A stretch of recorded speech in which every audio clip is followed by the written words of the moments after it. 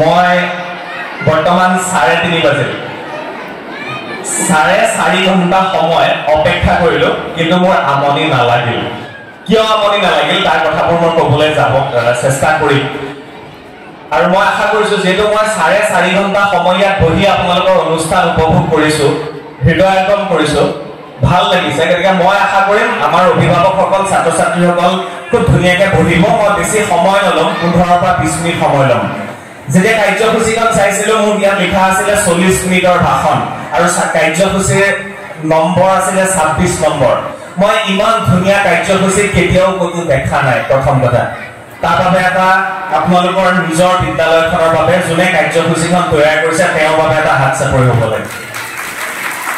বহু অনুষ্ঠান প্ৰতিষ্ঠানলৈ যোৱা যায় ইমান সময়ত অনুষ্ঠান হোৱা মই ক'তো দেখা নাই আৰু সেইবাবে হয়তো আমাৰ এটা অভ্যাস হৈ গ'ল যে আমি কিছু পলমকৈ যাম আৰু সময়ত উভতি আহিম কিন্তু আজি ইয়াত সময়ত উপস্থিত হ'ব নোৱাৰাৰ বাবে মোক 4.5 ঘণ্টা অপেক্ষা কৰালে গতিকে তাৰ বাবে এটা হাত চাপৰি সকলোৰে বাবে মোক ইমান সোনকালে অপেক্ষা কোনেও কৰাব নোৱাৰে আৰু মই সময়ত যাওঁ আৰু সময়ত অহা মানুহ কিন্তু আজি আচৰিত মই নিজে আচৰিত খাইছো আজি মই 4.5 ঘণ্টা কেনেকৈ বহি থাকিলো মই মাজে মাজে ছাৰৰ লগত কথা পাতিছো দুইগৰাকী ডাইৰেক্টৰ মোৰ আশে পাশে বহি আছে মই অস্বস্তি দেখুৱাব পৰা নাই যে মোৰ ভাগৰ লাগিছে নেকি মই চেষ্টা কৰিছো নাই মই ভাতকেইটা খাই হলেও মই বহিব লাগিব মাজে মাজে মই ক'লো ছাৰ ভাতকেইটা খাই আহো নেকি ভোক লাগিছে কাৰণ 7টা বজাতে ওলাইছো অকণমান কৰ্ণফ্লেক্স খাই ওলাইছিলো ছাৰে কৈছে তেতিয়াহ'লে বোলা ভাতকেইটা খাই আহো মই ভাতকেইটা খোৱা সময়খিনি অকণমান যাব লাহে লাহে খাম বুলি ভাবিছিলো কিন্তু লগৰ গোটেই কিজনে ইমানেই স্পীডত খালে মই বোলো ঠিক আছে পটাপট খাব লাগে আকৌ মিটিঙত বহিব লাগে খুব বেছি ভাল লাগিল বাৰু যি কি নহওক সময় গৈছে যদিও সময় ৰৈ নাথাকে আৰু সেইবাবে মই সময়লৈ খুব ভয় কৰোঁ আৰু এই সময়টো যেন ধৰি ৰাখিব নোৱাৰো গতিকে আমাৰ সদায় কিছুমান প্ৰগ্ৰেমৰ শিডিউল হৈ থাকে যে আজি ইয়াত কাইলে তাত কাইলে পডকাষ্ট কাইলে কলেজত কাইলে ইউনিভাৰ্চিটিত কাইলে বেলেগ এজন অতিথি কাইলে বেলেগ মানুহ আৰু সদায় মোৰ এটা বস্তু ভাল লাগে মই সদায় বেলেগ মানুহ লগ পাই থাকো আৰু সেইটোৱে হয়তো মোক অকণমান আগবাঢ়ি যোৱাৰ ক্ষেত্ৰত সহায় কৰিছে ইয়াৰ পিছতে মই প্ৰাগজ্যোতিকা শব্দটো কোৱাৰ লগে লগে মই প্ৰাগজ্যোতিষপুৰলৈ যাব লাগিব কাৰণ আমাৰ অসমখন এটা সময়ত আমি প্ৰাগজ্যোতিষপুৰ বুলি কৈছিলো তাৰপিছত কামৰূপ তাৰপিছতে অহম যি নহওক যেতিয়া আমি প্ৰাগজ্যোতিষপুৰ শব্দটো ব্যৱহাৰ কৰো প্ৰাগ মানে পূবত জ্যোতিক মানে হৈছে নক্ষত্ৰ গ্ৰহ য'ৰ পৰা জ্যোতি ওলায় প্ৰাগজ্যোতি পূব দিশে থকা জ্যোতিটোৱে হৈছে প্ৰাগজ্যোতি পূব দিশে থকা জ্যোতিয়ে হৈছে প্ৰাগজ্যোতিকা আৰু মই ভাবো অসমৰ পূব দিশে গুৱাহাটীৰ পৰা যদি আমি চাওঁ অসমৰ পূব দিশে খুব ধুনীয়া এটা নক্ষত্ৰ খুব ধুনীয়া এটা চন্দ্ৰ খুব ধুনীয়া এটা গ্ৰহ য'ৰ পৰা পোহৰ ওলাই আছে আৰু সেয়া হৈছে প্ৰাগজ্যোতিকা এই প্ৰাগজ্যোতিকাৰ কথা বহুত বছৰৰ পৰা শুনি আছো শেহতীয়াকৈ আহোঁতে মোৰ ফুলখালি মোৰ পত্নীৰ ভায়েক তেখেত ইয়াতে পঢ়ি গৈছিলে বৰ্তমান তেখেতে এইবাৰ ফৰেষ্টৰ ৰেঞ্জাৰ হিচাপে যোগদান কৰিছে বাহিৰত তেখেতে ট্ৰেইনিঙত গৈছে তেখেত ইয়াতে পঢ়ি যোৱা হায়াৰ ছেকেণ্ডেৰী মই আজি তাক সুধিলো তই গহপুৰত তোৰ ঘৰ তই প্ৰাগজ্যোতিকাত কিতাপত আহি পঢ়াৰ কাৰণটো কি আছিলে তেতিয়া মোক কি কৈছিলে যে সেইখন সেই সময়ৰ এতিয়াৰ বা তেনে সময়ত চৰ্চাত থকা এখন বিদ্যালয় আৰু যিখন বিদ্যালয়ৰ পৰা বহু ছাত্ৰ ছাত্ৰীয়ে নাম কৰিবলৈ সক্ষম হৈছিলে গতিকে সেইকাৰণে কি চাগে গহপুৰৰ পৰা আহি নদীৰ ইপাৰে আহি ব্ৰহ্মপুত্ৰৰ ইপাৰে আহি ইয়াত পঢ়া শুনা কৰি আজি এগৰাকী সফল ৰেঞ্জাৰ হিচাপে যোগদান কৰিবলৈ সক্ষম হৈছে গতিকে প্ৰাগজ্যোতিকাৰ লগত সম্পৰ্ক মোৰো আছে ঘৰুৱা সম্পৰ্ক আছে ইয়াৰ পিছতে মই কওঁ বেগটোলৈ চাব লাগিব আজিৰ পৰা 35 বছৰৰ আগতেই প্ৰাগজ্যোতিকাৰ জন্ম হৈছিল এতিয়া যদি মই কৈ দিওঁ আপোনালোকে মোৰ বয়সটো উলিয়াই ল'ব গতিকে মই তেনেকৈ ক'লে বেয়াই হ'ব নে ভালেই হ'ব নাজানো কিন্তু মই বয়সটো সদায় কমাই ৰাখিব বিচাৰোঁ কিন্তু তথাপি ক'বলৈ চেষ্টা কৰিছোঁ 1990 চনত দুগৰাকী বিশেষ ব্যক্তিয়ে নিজৰ চাকৰি ৰিজাইন কৰি তেওঁলোকে এই অনুষ্ঠান ভাগৰ জন্ম দিলে আৰু তেতিয়া মোৰ বয়স মাত্ৰ 2 বছৰ মোৰ জন্ম হৈছিল 1988 চনত আৰু এতিয়া যিগৰাকী মোৰ পত্নী তেখেতৰ বয়স এই বিদ্যালয়ৰ সৈতে সমানে হ'ব যদি তেতিয়া মই তেওঁক লগ পালোহেঁতেন ইয়াতে পঢ়ালোহেঁতেন ছাৰ দুৰ্ভাগ্যৰ কথা তেতিয়া লগ নাপালো গতিকে গম আপোনালোকে পালে মোৰ বয়স হৈছে 37 ইয়াৰ্ছ আৰু বিদ্যালয়খনৰ বয়স হৈছে 35 বছৰ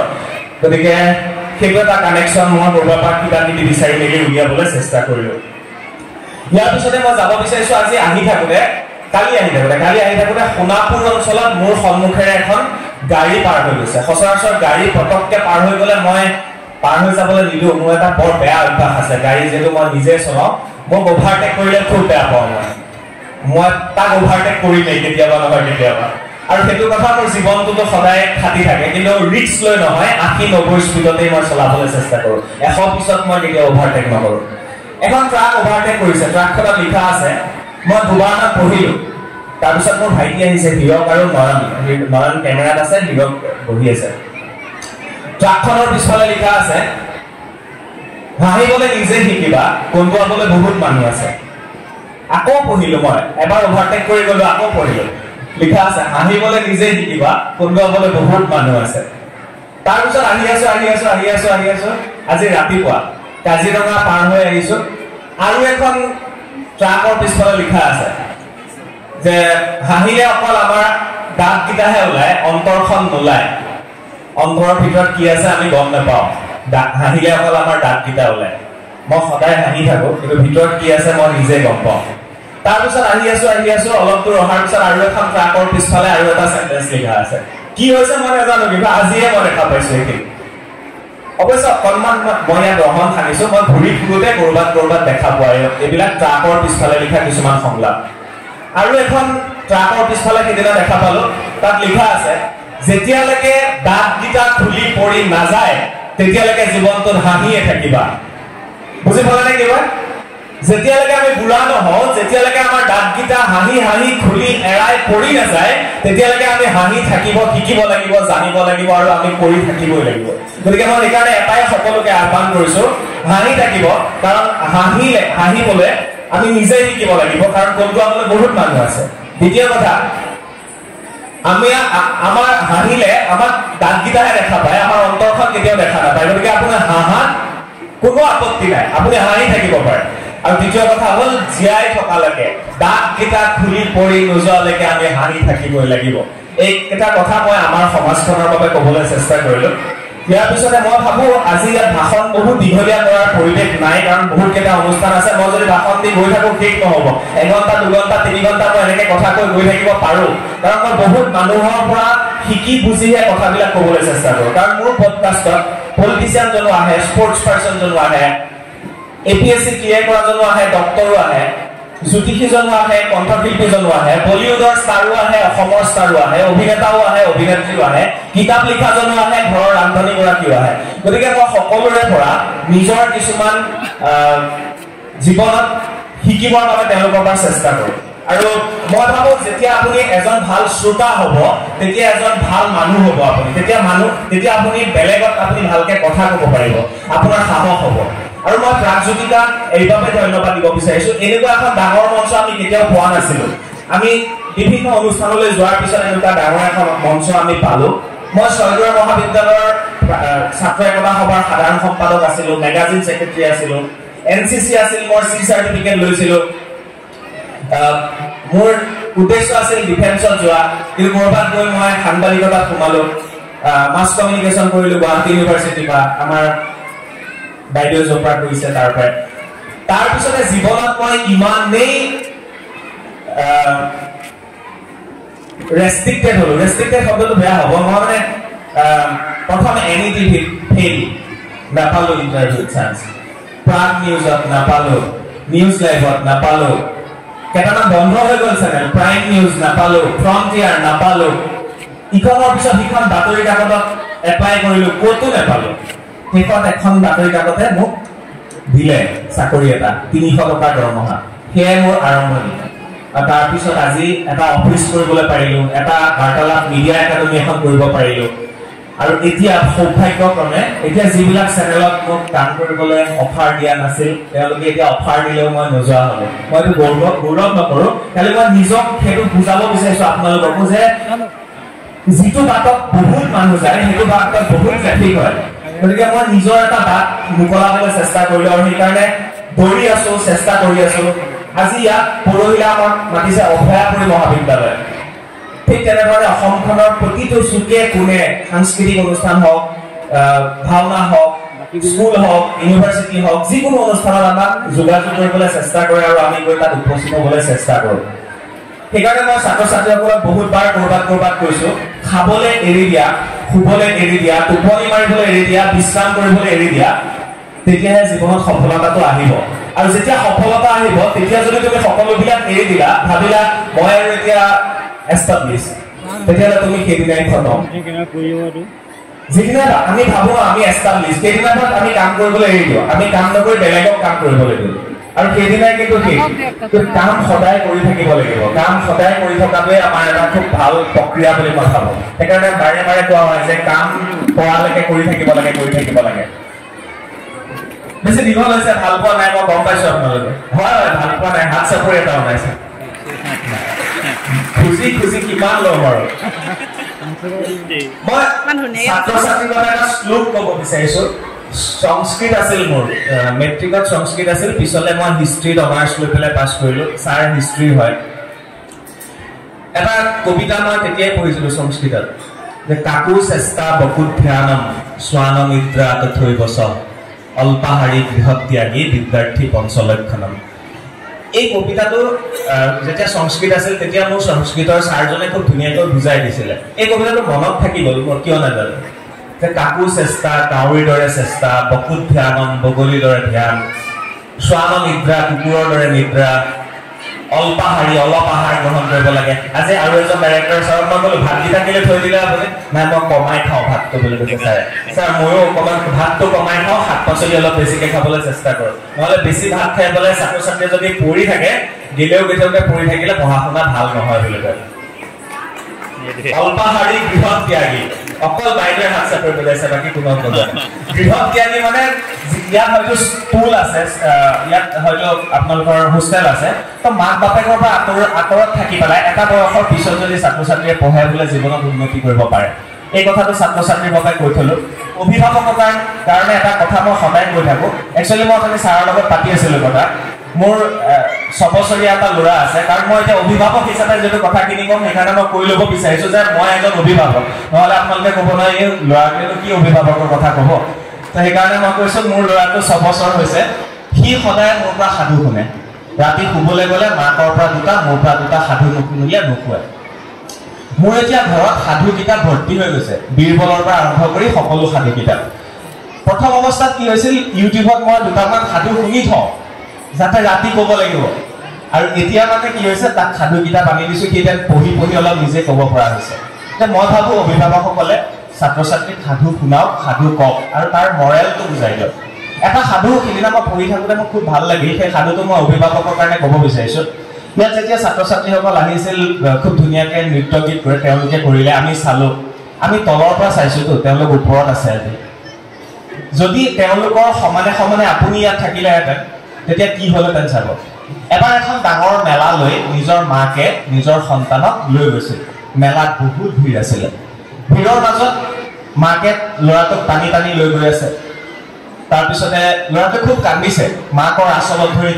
কান্দিছে উৎপাত কৰিছে ঘৰলৈ যাওঁ কৈ আছে অশান্তি কৰি আছে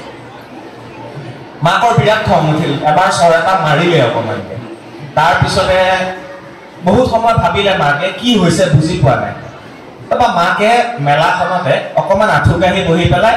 তাৰ পৰ্যায়ত তাৰ চকুৰে চাবলৈ চেষ্টা কৰিলে দেখিলে সি মেলাখনত একোৱেই দেখা নাই অকল মানুহৰ ভৰিবোৰহে দেখা পাই আছে গতিকে এটা কথা আমি মন কৰিব লাগিব আমাৰ সন্তানক আমি সিহঁতৰ পৰ্যায়ত আহি সিহঁতে দেখাৰ পৰিৱেশত আহি যাতে আমি কেতিয়াবা ডাউন হৈ পেলাই আহি সিহঁতৰ কথাখিনি আমি শুনিব লাগে বুলি মই ভাবোঁ আৰু আপোনালোকৰ কৰিব বুলি আশা কৰিছোঁ দ্বিতীয় এটা কথা অভিভাৱকৰ কাৰণে অনুৰোধ কৰিছোঁ কেতিয়াও কোনো অভিভাৱকে গোস্বামীৰ পুতেকক দেখিলে কি কৰিলে এবাৰ ভূঞাৰ পুতেকে কি কৰিলে গম পালে শৰ্মাৰ জীয়েকে এবাৰ মেট্ৰিকত ষ্টেণ্ড কৰিলে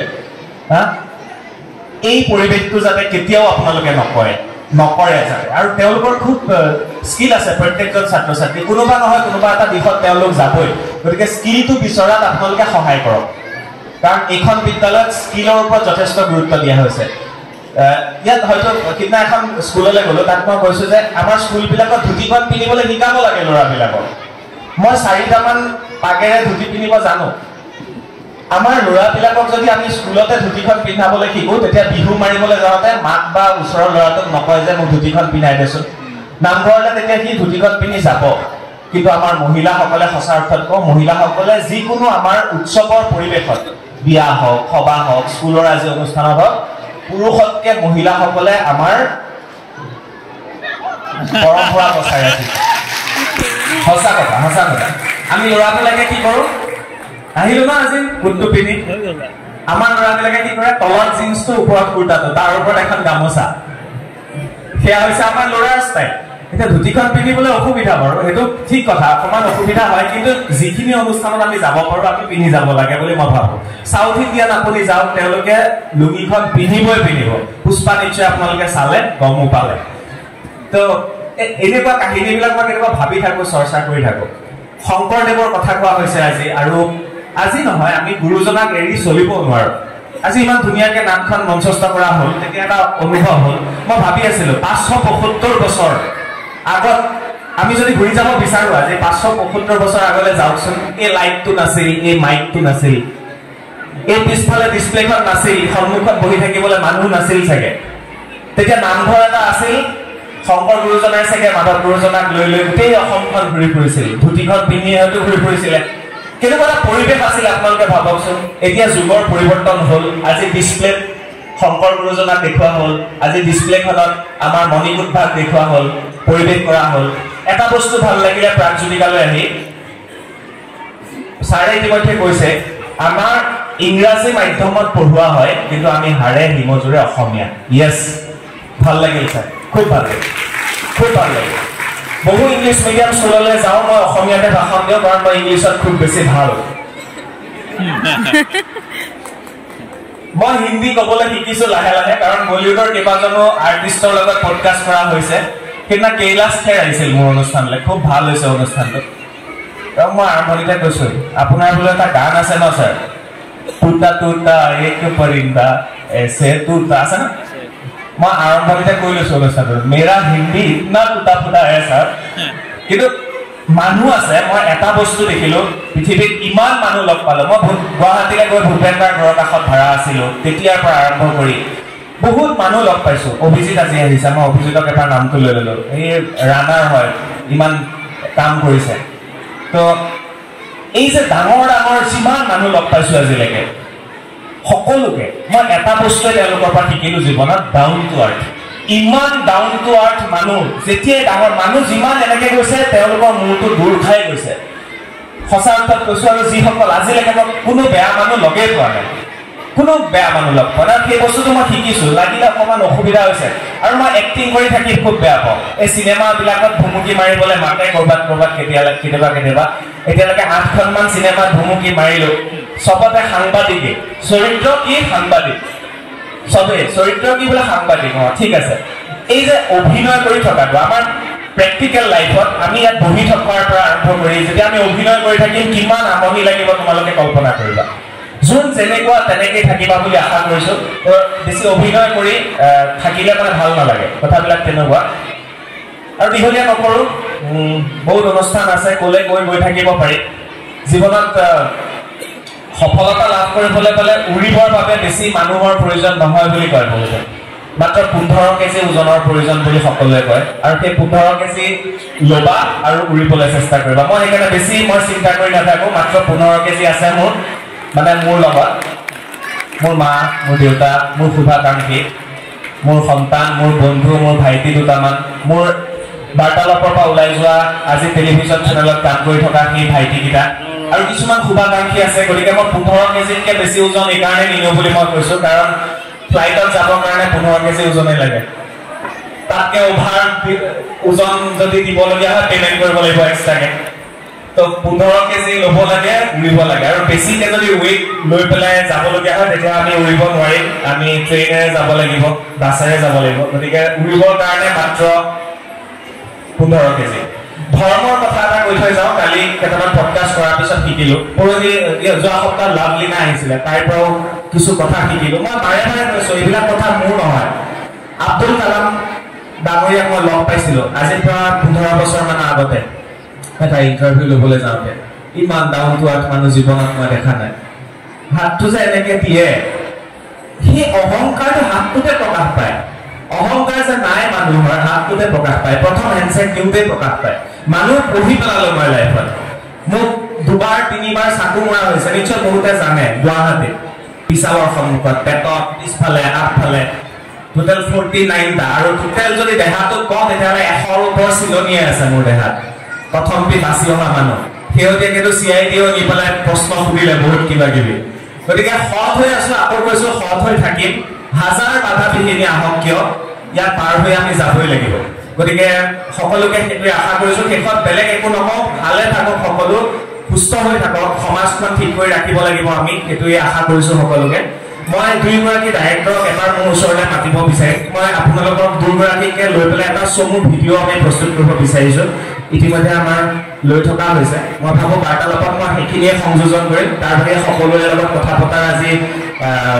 সময় খুব কম হ'ব।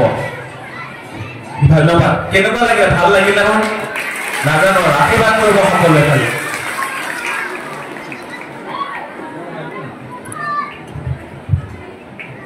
অদ্ভুত অদ্ভুত প্ৰশ্ন কেইটামান সুধিম, আপোনালোকে শুনিব।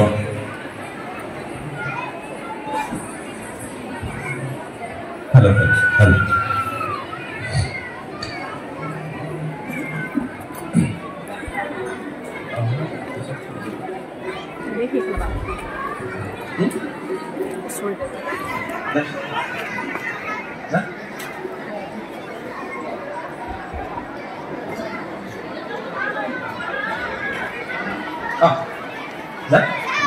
খুব ভাল লগা এটা পৰিৱেশ। আৰু মোৰ লগত আছে 2গৰাকী বিশেষ ব্যক্তি আৰু 2গৰাকী জইণ্ট ডাইৰেক্টৰ বুলি মই ক'ব পাৰোঁ প্ৰাগজ্যোতিকাৰ। কাৰণ 2গৰাকীকে সকলোৱে চিনি পায়। মই ভাবিছোঁ দুটামান প্ৰশ্ন মোৰ আছিলে জানিবৰ বিষয়ে, সেইকেইটা মই সুধিব বিচাৰিছোঁ। মোৰ কাষতে আছে, এয়া হৈছে অপূৰ্ব চন্দ্ৰ ডেকা ছাৰ, আৰু সেইফালে আছে ঐচ্যুতদ্বীপ শইকীয়া ছাৰ, আৰু 2গৰাকী হৈছে প্ৰাগজ্যোতিকাৰ ডাইৰেক্টৰ। এওঁলোকৰ পৰা শিকিবলগীয়া আমাৰ এটাই আছে যে আমি বেলেগে যোৱা পথত নগৈ আমি পথটো চেঞ্জ কৰিছোঁ। মই ছাৰক কৈছিলোঁ ন ছাৰ, যে জীৱনত যিটো বাটত চব মানুহ গৈছে সেইটো ট্ৰেফিক জাম বহুত হয়, আপোনালোকে বাটটোৱে চেঞ্জ কৰি পেলালে। 2গৰাকী প্ৰফেচাৰ আছিলে, এগৰাকী মেথছৰ, ছাৰ মেথছৰ আৰু ছাৰ হৈছে হিষ্ট্ৰী। চাকৰি এৰি দিলে, তাৰপিছতে এখন অনুষ্ঠানৰ জন্ম দিলে। 2জন বন্ধু আছিলে আৰু একেদিনাই চাকৰি ৰিজাইন দিবলৈ গ'ল আপোনালোক। সেই পৰিৱেশটো কি হৈছিল কোনে ক'ব ছাৰ? প্ৰাগজ্যোতিকা আচলতে আৰম্ভ কৰাৰ আগতে আমি চাকৰিত আছিলোঁ। 90 চনৰ 15 ডিচেম্বৰত আৰম্ভ কৰি আমি চাকৰি এৰিছোঁ। এইখন 90 চনত আৰম্ভ কৰি চাকৰি এৰিছোঁ ভলাণ্টাৰীতে কৰিছোঁ 2007 চনত। তেতিয়ালৈকে আমি কলেজতো সততাৰে কৰিছিলোঁ, ইয়াতো কৰিছিলোঁ। আৰু ভাবিলোঁ যে মহাবিদ্যালয়ত আমাৰ বিকল্প ওলাব, কিন্তু নিজ হাতে পঢ়া এই শিক্ষানুষ্ঠানটোত আমাৰ বিকল্প নাই, এটা পৰ্যায়লৈ লৈ যাম বুলি ভাবিছিলোঁ। সেইকাৰণে চাকৰিৰ পৰা অব্যাহতি ল'লোঁ। ঘৰৰ পৰা, পৰিয়ালৰ পৰা অলপ অসুবিধা হৈছিলে, আৰ্থিক ক্ষেত্ৰত আমি যথেষ্ট সময়ত দুৰ্যোগত ভুগিবলগীয়া হৈছিল, কিন্তু যথেষ্ট সুখী আছিলোঁ আমি। 2জনে একেদিনাই চাকৰি ৰিজাইন দিছিল? একেদিনাই। কোনে প্ৰথম কৈছিলে যে ব'ল আজি চাকৰিটো ৰিজাইন দি থৈ আহোঁ? ময়ে কৈছিলোঁ। তেতিয়া 2জন বন্ধু আছিলে, আজি 35 বছৰৰ পিছত একে আছে, একে ধৰণে আছে। ছাৰ তেতিয়াতো আপুনিও বিয়া পতা নাই, আপুনিও বিয়া পতা নাই? প্ৰতিষ্ঠা সময়ত বিয়া পতা নাই,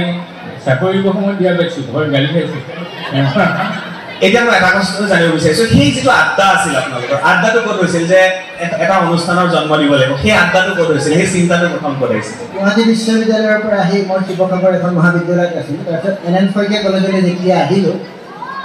তেতিয়া অকণমান কিবা সামাজিক কাম কৰোঁ বুলি এটা শৃংখল বুলি অনুষ্ঠান আৰম্ভ কৰিলোঁ। মই জ্যেষ্ঠ আছিলোঁ, তেতিয়া ইহঁতক ল'লোঁ। লৈ মেলি আমি শৈক্ষিক কাম কিছুমান কৰিছিলোঁ, শৈক্ষিক সামাজিক কামত কৰিছিলোঁ। আৰু আমাৰ কোনো জেগা নাছিলে, দত্ত হোটেল বুলি হোটেল গ'লে তাৰ বাৰান্দাতে এখন বেঞ্চ আছিলে, সেই বেঞ্চতে আমাৰ আড্ডাটো আছিলে। সেই আড্ডাতে এদিন মই উলিয়াইছিলোঁ যে কিতাপত এখন এনেকুৱা বিদ্যালয় খোলোঁ মই এই যিখিনি কথা আজি মোৰ ভাষণত বা বক্তৃতাত ক'লোঁ সেইখিনি কথাই যে কিতাপত এখন ইংৰাজী মাধ্যমৰ ব্যক্তিগত খণ্ডৰ বিদ্যালয় খুলিম য'ত আমি শিক্ষাৰ্থীসকলক অসমীয়া হিচাপে গঢ়ি তুলিবলৈ চেষ্টা কৰিম। সেই আড্ডাত চাহৰ লগত কি আছিলে? আড্ডাত চাহে আছিলে? চিঙা থাকে গধূলি চিঙাবোৰ ঠাণ্ডা হৈ যায়, আড্ডাটো গধূলি কৰে। আৰু এটা বস্তু থাকে আমি দুইজন তেতিয়া চেঞ্জ মটৰ আছিলোঁ, এতিয়া নহয়। মই আজি গোন্ধ পোৱা নাই কাৰো। অ'কে, তাৰপিছতে বিয়া মানে এটা বস্তু মই সুধিব বিচাৰে, আপুনি দুজনে ইজনে সিজনক কি দেখিলে যে মোৰ পাৰ্টনাৰ আপুনিয়ে হ'ব, আপোনাৰ পাৰ্টনাৰ তেখেত হ'ব? কাৰণ জইণ্ট বিজনেছ বোলা শব্দটোত বহুতে অকণমান ইফাল সিফাল কৰে। ছাৰ আপোনাৰ দেখিলোঁ যে আমাৰ দাদা বুলি কওঁ অচিদাক দেখিলোঁ যে মানুহজনৰ সাহস আছে, কাম কৰিবলৈ সাহস আছে। আৰু অচিদাক মোক কি দেখিলে ক'ব নোৱাৰোঁ, দুটা কথা পাতিলোঁ আৰু হৈ গ'ল। আপুনি কি দেখি? মানে কলেজত থাকোঁতে আমাৰ গোটেই সেই সময়ৰ যুৱকসকলৰ মাজত মোৰ এখন স্কুটাৰ আছিল আৰু মোৰ স্কুটাৰখনৰ পিছৰ চিটটো ইয়াৰ কাৰণে ৰিজাৰ্ভ থাকে। উঠি আহিব ক'ৰবাত যাওঁ, ভাল জেগাত যাওঁ, বেয়া জেগাত যাওঁ, তেতিয়া অকণমান কেতিয়াবা বেয়া জেগাতো যাওঁ দেই। হোটেলত যাওঁ আৰু এই ডাইৰেক্ট হেৰিত নবহি কি কয় ৰেষ্টুৰেণ্টত নবহি ভিতৰ ফালে আমি কিবা জেগালৈ যাওঁ। এনেই কথা বতৰা পাতি থাকোঁতে কেতিয়াবা খোলা খুলিকে কৈছোঁ, তেতিয়া আমাৰ কিছু মনটো মিলে। ইয়াৰ এটা বস্তু যে বৰ সততাটো আছে আৰু কথাবোৰ চিন্তা কৰিব পাৰে। তাৰপিছত যেতিয়া এইখনৰ কথা পাতিলোঁ স্কুলৰ এখনৰ কথা, কি ক'লে দাদাই মই কিন্তু আপোনাৰ লগত থাকিম, তুমি নাথাকিলে কোন থাকিব। এতিয়াও তেনেকৈ আচলতে পাৰ্টনাৰশ্বিপত এইটো কথা বুজা বুজিছোঁ। কেতিয়াবা মই ভুল কৰিব পাৰোঁ, কেতিয়াবা কি ভুল কৰিব পাৰোঁ, ভুলটো মানুহেই কৰে, আমিতো মহাপুৰুষ নহয়। গতিকে সেইখিনি বুজি পাবলৈ কেতিয়াবা অকণমান জোতা মোজা নলগাও নহয়, কিন্তু পিছ মুহূৰ্ততে বুজি পাইছোঁ যে ময়ে ভুল কৰিছোঁ নেকি। যে বুজি যে কেলে নাই পোৱা যে মই কি ভুল কৰিলে মইতো বুজি পাব লাগিব। বৃহত্তৰ ছাত্ৰ। তাৰপিছত বিয়া কোনে পাতিলে? প্ৰথম বিয়া কোনে পাতিলে? জ্যেষ্ঠ বুলি বিয়াৰ ময়ে পাতিলোঁ। ছাৰ মই হাঁহি ধেমালিৰ মাজেৰে বাৰু গ'ল। এতিয়া 2700 ছাত্ৰ ছাত্ৰী ইয়াত আজিৰ দিনত পঢ়ি আছে। ইয়াৰ পূৰ্বেতো বহুত পাছ কৰি ওলাই গ'ল ইমান বছৰ। কিমান ছাত্ৰ ছাত্ৰীক শিক্ষা প্ৰদান কৰা হ'ল ছাৰ? আনুমানিক এটা হিচাপ। এবছৰত হায়াৰ ছেকেণ্ডেৰীৰ পৰা যদি আমি ধৰি লওঁ এবছৰত 500কে ওলাই গৈছে আৰু এভাৰেজ 50টাকে HSLCত ওলাই গৈছে, মানে 500 আপুনি এভাৰেজ 600কে এবছৰত ওলাই গৈছে, মাল্টিপ্লাইড বাই 34 years। নহয়, আমাৰ বেচ আৰম্ভ হৈছে 2000ৰ পৰা, মানে 24 বছৰ মাল্টিপ্লাইড কিমানে হ'ব? 2400-2500 ছাত্ৰ ছাত্ৰী অলৰেডি ওলাই গৈছে। হয়, মই এবাৰ দেখাই দিছোঁ সন্মুখৰ পৰিৱেশটো। ধন্যবাদ আপোনালোক দুজনক। এয়া হৈছে এবাৰ দিয়ক হাত চাপৰি এটা বাৰু হৈ যাব। এইসকল হৈছে আজি অভিভাৱক ছাত্ৰ ছাত্ৰী আৰু এয়া হৈছে প্ৰাগজ্যোতিকা, যিখন তিতাবৰৰ আটাইতকৈ এখন চৰ্চিত বিদ্যালয় আৰু সেইকাৰণে চৰ্চাত থকা বিদ্যালয়। ভৱিষ্যত প্লেনিংটো কৈ দিয়ক, ইয়াৰ পিছত কি? যুগৰ লগত তাক খুৱাই মই অকণমান আগতে কৈছিলোঁ যে কৃত্ৰিম বুদ্ধিমত্তাৰ যুগত আমি কৃত্ৰিম বুদ্ধিমত্তাৰ যুগত আমি যাতে মানুহবোৰক আমাক কৃত্ৰিম বুদ্ধিমত্তাই আমাক পৰিচালিত কৰিব নোৱাৰে, আমি যাতে কৃত্ৰিম বুদ্ধিমত্তাৰ জৰিয়তে বহুত আগুৱাই যাব পাৰোঁ, তেনেকুৱা এখিনি শিক্ষাৰ্থীৰ লগত হৃদয়ত থাকিব লাগিব তেওঁলোকৰ অসমীয়াত্ব সংস্কৃতিৰ প্ৰতি যি তেওঁলোকৰ ধাৰণা, শুদ্ধ ধাৰণা, বিশুদ্ধভাৱে তেওঁলোকে সাহিত্য ক্ৰীড়া সংস্কৃতিৰ লগত জড়িত হোৱা প্ৰকৃত মানুহ, যি ভৱিষ্যতৰ প্ৰজন্মৰ অকল ধ্বজা বাহকেই নহয়, ৰাষ্ট্ৰ নিৰ্মাণৰ মূল নাৰিকল হিচাপে নিজকে প্ৰস্তুত কৰিব। লাষ্ট প্ৰশ্ন ছাৰ, কিমান ছাত্ৰ? মই মেথমেটিক্সৰ মানুহ অংকত কওঁ, এতিয়া 2900 5 বছৰ পিছত 5 বছৰ 5 বছৰ পিছত 5000 ছাত্ৰ ছাত্ৰী হ'ব লাগিব। শিক্ষক আছে প্ৰায় 120 জন। 120 জন সম্পূৰ্ণ কৰ্মচাৰী মিলি পেলাই প্ৰায় 225 জন আছে। ইয়াত বেলেগ ছাবজেক্ট কি আছে ছাৰ, যিখিনি ছাবজেক্ট বেলেগত নাই তেনেকুৱা দিন? বেলেগ বিষয় বুলি নহয়, আমাৰ বেলেগ ইয়াত এটা পৰিৱেশ সৃষ্টি কৰিছোঁ, যিটো পৰিৱেশত শিক্ষাৰ্থীসকলে মানে অনুকূল পৰিৱেশ বুলি কৈছোঁ, সেই পৰিৱেশৰ পৰা পাঠ্যক্ৰমত নথকা বস্তু শিকিবলৈ পাই যাব। আচৰণ, সংস্কৃতি, সাহিত্য চৰ্চা, সেইখিনি মানুহক কি দিব পাৰে, জীৱনবোধৰ লগত যাতে পৰিচয় ঘটিব পাৰে সেইটো এটা মই বিষয় বুলি ভাবিছোঁ সেইখিনি আচল বিষয় আচলতে কিমান নতুন নতুন বিষয় খুলিছোঁ সেইটো ডাঙৰ কথা নহয় ইয়াত থকা বিষয়খিনি আমি শিক্ষাৰ্থীসকলক কেনেকৈ সেইখিনিক লৈ পৰিৱেশৰ দ্বাৰা তেওঁলোকক আমি কি শিকাব পাৰিছোঁ দুইগৰাকী এইখিনি সময় দিয়াৰ বাবে ধন্যবাদ আৰু আমি বিদায় ল'ব বিচাৰিছোঁ আসন গ্ৰহণ কৰক ছাৰ তো বিদায় লওঁ ভাল লাগিলে ধন্যবাদ আৰু মই জানো শিক্ষকৰ কওক কি ধৰ্মৰ ওপৰত কথাটো পাহৰি থাকিল মই ধৰ্ম একচুৱেলি বিশ্বাস নকৰোঁ মানে ধৰ্মটো ধৰ্ম সকলো ধৰ্ম আধ্যাত্মিকতাত বিশ্বাস কৰিব স্পিৰিচুৱেলিটিত বিশ্বাস কৰিব আৰু সঁচা অৰ্থত ক'বলৈ যাওঁ আজি যিখিনি হৈছে মেনিফেষ্টেশ্যনৰ কাৰণে এইখিনি হৈছে যি ভাবিব সেইটোৱে হ'ব আচলতে সেইদিনা লভলীনাই মোক কৈ থৈ গ'ল এই কথাটো ডাঙৰ কথা আৰু এইটোৱে আমি প্ৰমাণ কৰোঁ আমাৰ এটা জতুৱা ঠাঁচ আছে নহয় ভবা কথা নহয় সিদ্ধি বাটত আছে কণা বিধি একেবাৰে এইটো অভিধানৰ পৰা আঁতৰাই দিব লাগে মেইন কথা এইটো থকাটোৱে ভুল আছিলে ভবা কথা হয় সিদ্ধি বাটত কোনো কণা বিধি নাই ভবা কথাটোৱে আপোনাৰ হ'ব আপুনি যিটো ভাবিব সেইটোৱে হ'ব আৰু মোৰ জীৱনত হৈছে সেইটো